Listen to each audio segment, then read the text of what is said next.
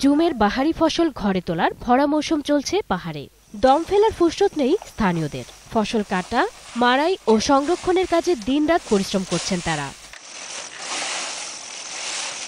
বান্দরবানে এবার ৮,৯০০ হেক্টর জমিতে জুম চাষ হয়েছে। অনুকূল আবহাওয়ার কারণে প্রতি হেক্টরে ২.৯ মেট্রিক টন ফলন পেয়েছেন জুমিয়ারা, যা গত মৌসুমের তুলনায় বেশি। ফসল ঘরে তোলা উপলক্ষে পাহাড়ের প্রতিটি পল্লীতে জুমিয়ারা মেতে উঠেছেন নিজস্ব আচার অনুষ্ঠান পালনে। ধরনের ফল দিছে, সেটা ভালো হয়েছে, এবার ধানও ভালো আছে। মনে করো এবছর আমরা যথেষ্ট চলবে। বিদেশ অমলতে এই জুম পাহাড় জায়গা থেকে জুম চাষ করে। আর জুমের মধ্যে মরিচ আর ওই যে কি তিল আর মারফা সবগুলি অত্যন্ত ভালো। আমি জুম করে দাম বেশি বালা গড়ে তুলি।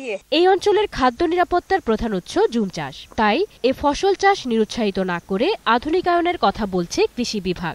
প্রাথমিকভাবে দূর দূরান্ত এলাকায়, রিমোট এলাকায় যে সমস্ত যোগাযোগ ব্যবস্থা এখনও অনুন্নত, সেই সমস্ত জায়গায় এই জুম চাষের মাধ্যমে কৃষকরা তাদের প্রাথমিকভাবে খাদ্য নিরাপত্তা নিশ্চিত করছে। এপ্রিল-মে মাসে পাহাড়ে গাছপালা কেটে রোদে শুকানোর পর আগুনে পুড়িয়ে প্রস্তুত করা হয় জমি। ধানের পাশাপাশি ভুট্টা, মরিচ সহ নানা ফসলের বীজ একসাথে রোপণ করেন জুমিয়ারা।